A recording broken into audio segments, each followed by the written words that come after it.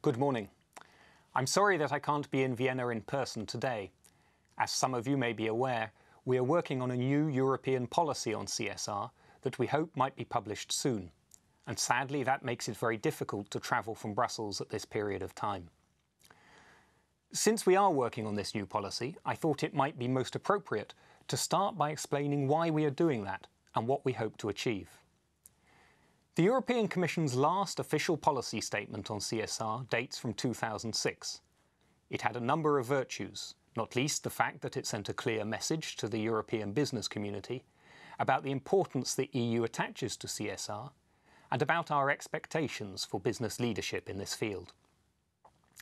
Since 2006, there has certainly been progress in the uptake of CSR by European enterprises. CSR being the broad concept that it is, exact indicators of overall progress are hard to find, but some proxy indicators nevertheless help to tell the story. To cite some examples, the number of EU enterprises signing the UN Global Compact increased from 600 in 2006 to nearly 2,000 in 2010. The number of organisations with sites registered under the EMAS Environmental Management Scheme has risen from 3,300 to 4,600 in the same period.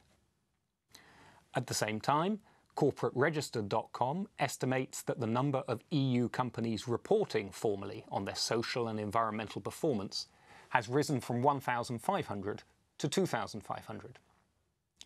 Some European companies are remarkably sophisticated in their understanding of the risks and opportunities associated with different societal problems that we face, and have built innovative business models to provide solutions to some of those problems. But if we are honest, we also have to recognise that many enterprises in the EU have not yet successfully integrated social and environmental considerations into their operations and strategies. But here, a key question. Does that matter? And if so, to whom? We would argue that it does matter. It matters first and foremost to enterprises themselves, for whom excellence in social and environmental issues is becoming an increasingly indispensable ingredient for long-term business success. It matters to enterprises as a group, because taking greater responsibility for social and environmental impacts, positive and negative, may be one way to generate higher levels of trust in business, and trust in business on the part of citizens is crucial to the creation of a context in which enterprises can grow and thrive. It also matters to all of us, you, Europe's workers and consumers, who want fulfilling employment and the confidence to know that what we buy has been made in a socially and environmentally responsible way. And it matters to European public policy, because the combined objectives of smart, sustainable and inclusive growth fixed in the Europe 2020 strategy need the active engagement of businesses as well as other stakeholders. Underlying all of this, of course, is the current economic crisis and its associated social effects, which make CSR more rather than less relevant. So one of our aims is simply to give a new impetus and added support to European enterprises as they seek to further develop the practice of CSR, because this is in the interests of business themselves and in the interests of the good functioning of our society and economy. To use the language of 2011, supporting the uptake of CSR is one way of helping companies to create shared value, both for their owners and shareholders, and for their other stakeholders and society at large. There are also other important reasons for the European Commission to consider publishing a new policy on CSR. One is to ensure that European policy remains consistent with internationally recognised CSR principles and guidelines. In the last few years, we have seen the updating of the OECD guidelines for multinational enterprises, the endorsement of the UN Guiding Principles on Business and Human Rights, and the approval of the ISO 26000 guidance standard on social responsibility. All of these have, in different ways, advanced and deepened the international community's understanding of what CSR is and what it implies for enterprises. It's very important that European policy and the European understanding of what CSR is fully reflects these developments. Finally, we need to be responsive to the views of different actors and organisations. I don't want to pretend that everyone is in agreement, but in successive meetings of the European Multi-Stakeholder Forum on CSR, we have heard from leading businesses, trade unions, NGOs, members of the European Parliament, and the governments of some EU member states, that there is now a need and an opportunity for the European Commission to come forward with a new policy on CSR. What then are the main challenges we face when developing a new policy? I have identified a number of challenges that I would like to share with you today. Please don't treat this list as definitive. It is my personal appreciation only, and indeed even then it could go on much longer than the 7 issues I have chosen. Firstly, we need to strike a balance between business leadership on the one hand and a more proactive policy from the Commission and others on the other. We are clear that CSR must ultimately be led by enterprises themselves. The responsibility is, after all, theirs. But we don't think that this is necessarily a zero-sum game. A more proactive approach from the EU, provided it is done in a careful and in an intelligent way, can be compatible with business leadership. Secondly, flexibility. Employers' associations are absolutely right to insist that when it comes to CSR, one size does not fit all. Enterprises need to have the flexibility to develop an approach to CSR that is appropriate to their particular circumstances. The challenge for public authorities is how to leave enterprises that flexibility while at the same time expressing clearer basic expectations about what good CSR looks like. We must at all costs avoid turning CSR into a bureaucratic exercise, while at the same time supporting approaches to CSR that are credible and seen to be credible by a company's stakeholders.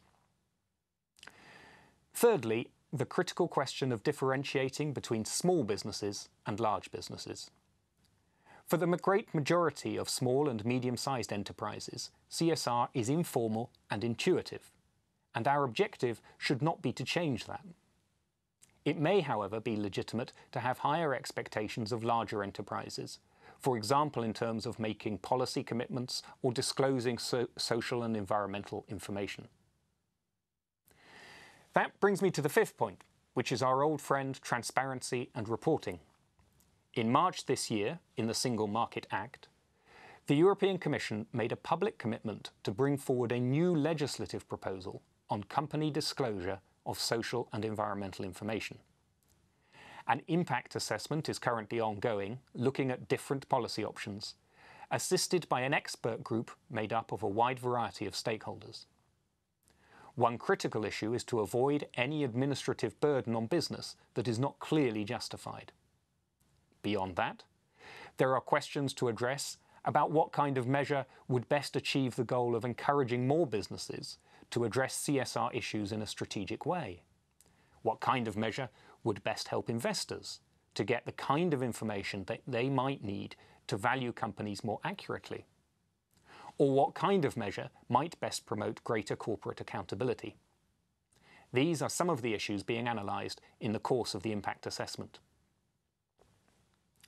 The 6th challenge is the implementation of the UN Guiding Principles on Human Rights, which I see as a significant but welcome challenge, both for enterprises and for states. The unanimous endorsement of the Guiding Principles by the UN mean that any modern public policy on CSR will have to do more than make passing reference to human rights, which is what we did in our 2006 policy statement. Amongst other things, it will be crucial to maintain the open, multi-stakeholder approach that has been so successful in the development of the guiding principles themselves. The state duty to protect human rights and the corporate responsibility to respect human rights are separate, but they also interact. In keeping with that, one of the things we have already committed to do next year is to work with enterprises and other stakeholders to develop more detailed human rights guidance for companies in certain sectors and also for SMEs, taking as a basis the UN Guiding Principles. Finally, how can European policy successfully accommodate the diversity of different national approaches? In Austria, you have developed a number of practical tools and programs to support CSR amongst small and medium-sized enterprises, and can rightly consider yourselves leaders in this field. The Danish government policy is often held up as an example of a modern, ambitious, and yet balanced public strategy to promote CSR. The Netherlands government has developed an innovative rating system to encourage more company transparency on non-financial issues, but without resorting to legislation.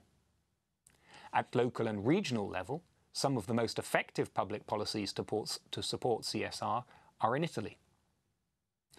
One part of the added value of the EU should be to facilitate exchange of ideas between these and other leading countries with other European countries in the EU where CSR is less well developed and less well understood. We should also be careful to respect national traditions and differences and not try to impose a monolithic European framework. I hope these thoughts are useful and that they might find their way into your discussions during the day. In any case, I wish you a very successful event.